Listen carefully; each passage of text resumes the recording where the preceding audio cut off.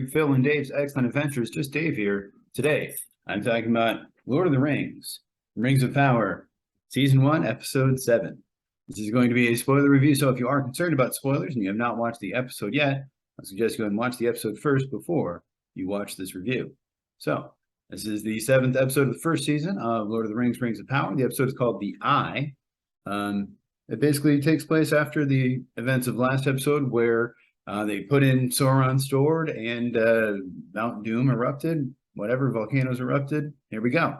So yeah, it ended, last one with Galadriel was sitting there and the explosion, the volcano, whatever you call eruption, was heading toward her and she just sort of stood there as it came down. As far as what I liked about the movie, the show, the episode, cast was great. I again really like Morfydd Clark as Galadriel, Cynthia Dye Robinson as Queen Regent, Robert Aramayo as Elrond, Owain Arthur as Durin, Peter Mullen as Durin III, Sophia Novete as Princess Disa, and Lloyd Owen as Elendil, particularly in this episode, but again, all the performances were solid throughout. I really like the opening. So like I said, it starts out exactly where the last episode ended, pretty much. It starts with, you see this dust and ash just sort of covering everything. We see Galadriel laying there. It's a close-up of her body, and camera kind of pans over as she sort of slowly gets up, and we see the aftermath of what happened. All of that was interesting to see, and I liked it. I thought it looked really good. I noticed there was a fair amount of fire in there, and the fire looked good. I think some of it was, a lot of it may have actually been real fire, or if it was fake fire, it was good fake fire, which is hard to do. I see a lot of bad fake fire. I thought overall the music was really good in this episode. I'm a fan of Bear McCreary. I know I said I didn't love everything in the last episode, at least in the beginning, but in this one, I liked all the music. I thought it was great. Scenery was great, as it continues to be on this show, and there's this sort of this scope, this sweeping kind of epicness to everything that they show, and to these big shots of the landscape and everything. It's really cool, and it's really nice to see, and I like that a lot. Again, I really love the costumes, and in this episode, they were really standing out to me, all of the different armors that the different armies wear and the costumes. Even Elrond is wearing this kind of costume when he's hanging out with the dwarves that from far away doesn't look that great. When you see it up close, you see like the detail on like the feathers on his shoulders and everything. And it's really impressive, you know, like obviously they spend a lot of money on this show, but it's got to be great for the costume designers. You know, this has got to be the job of a lifetime for them to be able to design this kind of stuff and to say that they worked on this show. So I really like it. Again, at the beginning, we see the aftermath of the eruption, and we see that Isildur's friend Antamo died, which, you know, I guess he wasn't a major character, but he was someone who was around and would be someone who does make sense to die, though. And so somebody dying does give you a sense of, you know, seriousness, and it kind of adds to the stakes of everything that's going on. So I like that, and I like that you know, people do die. You know, occasionally I've said the show almost feels a little bit like a kid's show or something, but in this case, no, it's very realistic. It's very adult in that case. I liked everything with Durin and Elrond. I continue their relationship is probably my favorite of the show. Again, I can almost see a little bit in this episode how their relationship almost seems romantic, just because there's these longing sort of looks and glances at each other. I don't think that they intended it to be that way, but even if they did, hey, I'm cool with it, man. They have chemistry. They want to be together. Let's see that. I want to see the dwarf and the elf get together, man. They certainly have a lot more chemistry than Arondir and what's her name have, Bronwyn. But anyway, I also really like the stuff with Durin and his father. The argument they have toward the end there, where you know they're kind of yelling at each other, and they both have valid points. But although I'm definitely siding with Durin the Fourth there, but I thought it was a great scene. I thought it was really well acted. There was a part where you know I got pretty emotional watching it, and I really liked it a lot. I really like the scene where it reveals that the queen is blind because, you know, she's like, how much longer until we get through the haze or the smoke or whatever? And then everyone just stops. And she's like, how long has it been? And they're like, been like a mile. Yeah, again, stakes, man. They're there for real. Stuff is happening, you know. Theo got the sword from Galadriel. That was cool. I like that. I liked everything with the stranger. When they show him, he's trying to help. He almost hurts. Again, another little girl. And at first I thought it was Nori again. I'm like, Nori, what are you doing? Stop it. Just back up when he's doing something. Come on. But this time it was her sister, and Nori tried to save her, and they both almost got hurt. But yeah, everything with him, and then bringing back the apples, and then sort of getting banished was really interesting. Everything with the weird sisters, whatever we call them, the cult of Melkor, maybe people are theorizing, but the characters are named the Nomad, the Aesthetic, and the Dweller. And I like them. I think they're really interesting looking, and I think they're legitimately pretty scary, like especially when they grab the fire and then set the entire little Harfoot settlement on fire and stuff. Yeah, that was legitimately pretty scary. I liked it a lot. I like the orc scene that we have here, where they're sort of hiding from the orcs, and then the orcs kind of pass by, and you get that shot, where the orcs are up here, and then you pan down to them below, which of course is very similar to a shot in Fellowship of the Ring. But that's also something that I feel like I've seen referenced in so many other things. I just saw it recently in an episode of Reservation Dogs, and then I think I also saw it in Hunt for the Wilder People. And oddly enough, that was directed by Taika Waititi, and he produces Reservation Dogs, so maybe it's just something he likes, but I'm sure other people have done it, and I've seen it in other things as well. So it was interesting to see something that is an actual Lord of the Rings property do an homage to that famous scene from Fellowship of the Ring. So I like that a lot. I liked everything with the orcs. Again, I like the real costumes. I like the orcs' voice, that they have that sort of almost Cockney, or like just very kind of poor lower class British kind of accent. That was cool. I really like the scene with the mithril and the leaf, where we sort of show Elrond and Durin. Elrond says, fine, I'm gonna have to leave, and he gives him back the mithril, and then you see the dead leaf, and you see the dead leaf slowly come back to life because of the mithril, and then the music swells, and you see he stands up, he goes, Elrond, he calls him back, and that's the kind of scene that was great. Again, I don't know, I feel like you would have to be dead inside not to feel emotional and get excited when you see that scene, because you realize, like, no, I'm gonna have to help my friend, like I've seen what it can do. And I liked all the stuff in the mithril mine, where they show them going through, and you see the veins going down, and you see all of the mithril that's down there. And of course, we know eventually they're going to get to it, because they have to use it to make the rings, right? The rings are made out of mithril. I don't remember. Correct me if I'm wrong. Go ahead. And the stuff with the Balrog at the end was cool. I was excited to see a Balrog, and the Balrog looked awesome. And then there's some dialogue in this I really liked.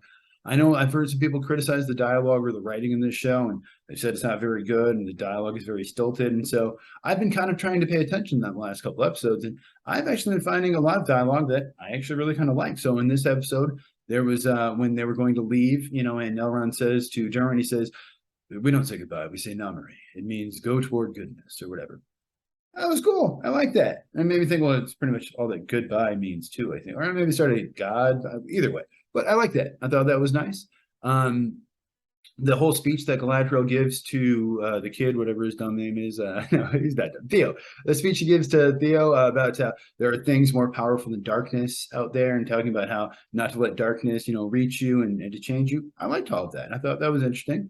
There's a scene with her and Muriel where, he says, you save your pity for me, or don't pity me, save it for our enemies, for they know not what they have begun, or something like that. Fine. Again, not the greatest dialogue in the world, but like, it's a cool line. I like that. And there's an interaction between Sadik and Malva where, she encourages him to go along with Nori and the other Harfoot to go find the stranger. And he just kind of sighs and goes, I wish you weren't always right all the time. I thought that was cute. Again, I can see some guys getting upset about that or whatever, but like, I don't know. I like that exchange, and I like the way that it was handled there. As far as what I disliked about it, there's also some dialogue I did not like in this. So I did notice in this one a couple things that stood out as being, all right, maybe not great when it comes to writing. So in that same exact scene with Sadik and Malva, right before that, the little girl Nori wants to leave, and then her friend wants to join her, and then her mom goes, you're not going anywhere. Not without me. And it's like, yeah, people don't really talk like that in real life. And if they do, it's because they're imitating the way they've seen people in movies and TV shows talk. That's not, like, she obviously delivered that as a line of dialogue to like subvert your expectations. To go, oh, what? The mom's going to say no. Wait, no, she's going along with them. But A, it was very obvious that is what was going to happen. And B, like, you wouldn't really do that in real life. Maybe you would, maybe you wouldn't. I'm sure people have done it, but I feel like when people do it, it's because they've seen people in movies and TV shows do it, and they're doing it intentionally. So like, that kind of stuck out to me as a little whatever. And then there's another kind of interaction, like not long after that, I think, where what's his name? Harbrand. There's too many characters in the show. Halbrand, when Halbrand says to Galadriel, do you think she'll keep her promise, referring to Queen Muriel? And Galadriel goes, no, I know she will. Again, it's the same exact thing. Like, who are you doing that for? What are you doing? You messing around with this guy, having a little fun, having a little laugh? Like, come on. No, talk like normal people would talk in a normal situation. No, come on. It's annoying. But other than that, like little stuff again, I know why they're doing it, but yeah, so I can see maybe if that's the kind of stuff people are pointing out about bad dialogue. Yeah, okay, it's a little melodramatic. It's they're trying to do a thing, fine, but it is. I can see why it's kind of annoying. There are things too, like I really wish that when Durin and Elrond, decided to go mine the Mithril, that they would have just went to his dad and said, "Hey, Dad, check this out. See this dead leaf? Huh? Let's go do this. Right, right." Instead, they're like, "Hey, let's just go start mining and causing earthquakes because no one's going to notice." Like, you really didn't think your dad was going to notice that the earth was shaking as you were doing this? Like, come on, what are you thinking here? Like, that's stupid. Were you expecting to get caught? I don't understand. And then I really expected, again, if I were writing this or if I were Elrond in real life, my reasoning would be like, hey, let's go to your dad. Let's show him the mithril. Let's show him what it did to the leaf. Let's work together. Let's say like, hey, you guys know how to mine, but we'll help you with building a support system in place underneath to help keep the mine from caving in. So that way we don't have to worry about it. We'll help give you food and treatment and stuff. They have lemblas or whatever fancy elf food and bread that like fills you up and nourishes you. And like there is a way to do it, a more intelligent way to do it, and a way to work together that could have really worked out. Obviously, of course, you have to have drama for the sake of a TV show, and I understand all of that, but you also get some drama there because the Balrog shows up, and that would have happened even if they would have decided to mine it. So I guess that choice was a little questionable to me too. And then even the way the Balrog showed up, I liked that. I liked the scene of the leaf falling, and watching the leaf fall. But it bothered me that stupid Durin still didn't look in the hole during the third, at least as far as we know, as far as I could tell. And that the leaf like awoke the Balrog. I don't think that's what they were implying. I think the Balrog was probably awoken from all of the trembling and the earthquakes and everything from them trying to get in there. But it almost makes it seem as if like, oh, that leaf is the thing that woke. Like the Balrog was almost awake, but it was still asleep. But because Durin didn't look in the hole and just threw the leaf down there, and I don't necessarily think that's what they were going for, but I can see how people might interpret it that way. And if so, that's not. I didn't like that. There's a part too, right before they reveal that the queen is blind, where the way that it's shot and the way she's riding on the horse, it looks like she's about to just hit a branch. It looks like her face is about to just like smack into a branch. And I started laughing because it was just funny because she's just looking, and then all of a sudden you see this branch coming. It's like, is that branch just going to hit her in the face? What's going on here? And I just thought it was just an oddly composed shot or something. But then they reveal, not too long later, just a couple of seconds later, that she's blind. So maybe that was an intentional thing. But to me, it came across as somewhat comical because I'm just like, well, that was not a good shot. They needed to redo that. And then similarly, not too long after that, there's a scene with Galadriel and Theo where she's talking to him, and she's not looking at him when she's talking. She's sort of looking away and just sort of talking. And I get why they're doing that, and I get, that's sort of the way elves are, and they're very standoffish and aloof and don't show a lot of emotion. But she looks away for so long that it becomes comical. That like immediately my brain starts going, oh, there's a parody version of this that's funny, where like everything he says, she just looks away and doesn't talk to him. Like it is sort of funny. And she does occasionally stop and look at him, but I feel like it could have been shot. There's even one scene where it goes on too long, and I feel like the director knew because then there's a cut, but she's still looking away. But like you needed some more cuts in there. You needed something because otherwise it just becomes awkward when it's like, he asks her a question, she just looks away and like talks into the distance, So yeah, that was kind of funny to me. That being said, I thought her performance was good and I liked her in that, but yeah, the way they did that was, I think could have been maybe a little bit better. So other than that, this was again directed by Charlotte Bronstrom, who did the last episode. A lot of European stuff, Outlander, Jupiter's Legacy. She's doing a Shogun series coming up. Like I said, the episode was called The Eye. I assume they're referring to the Eye of Sauron. We do get a mention of Galadriel's husband here, too. So that's another important part in that scene. Because I know I had heard a lot of people talking about, oh, she's supposed to be married at this point. She's supposed to have a husband. Where's her husband? Why is she doing this? Why doesn't she have her husband? Well, her husband's dead. So there you go. Question answered. Now, I don't know how that works within the canon. I do know at some point it does mention she was married. And then by the movies, by the what do you call it? Trilogy, the books, Lord of the Rings, whatever it's called, by the Fellowship, I suppose. She's no longer married, so her husband at some point does die. So I guess this takes place after her husband's dead, which I sort of assumed it was supposed to be before, but I guess it's not. It's fine by me. I don't know. I'm not an expert. Let me know what you think of that if you have any thoughts on that.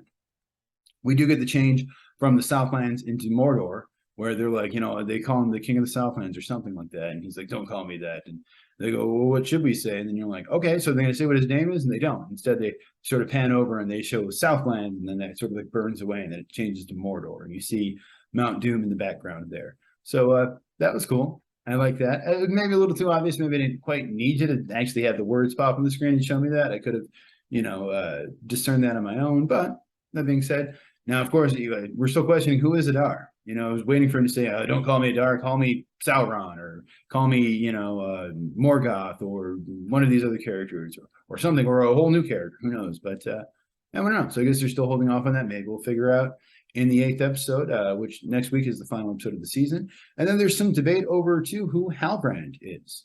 I just assume he is just Halbrand, like he says he is, but some people seem to think that maybe he's not. Some people seem to think that maybe he is actually Sauron in disguise.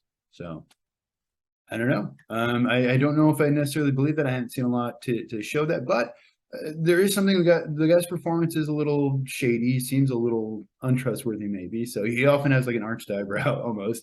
So yeah, maybe. I'm not sure. So yeah, as far as my score on this episode, I hate to say it, but again, I'm gonna give it an 8 out of 10. At some point I tried to go, no, it's below that or it's above that, but now it's another 8. There's a lot of good stuff in here. There was stuff that wasn't as good.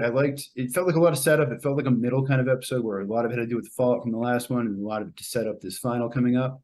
But yeah, there's some stuff that I really liked. There's some stuff that I didn't quite like as much. And overall, I thought it was pretty good. So if you saw the episode, let me know what you thought of it down in the comments below. Thank you so much for watching. Hope you have a great night, and I will see you here again next week.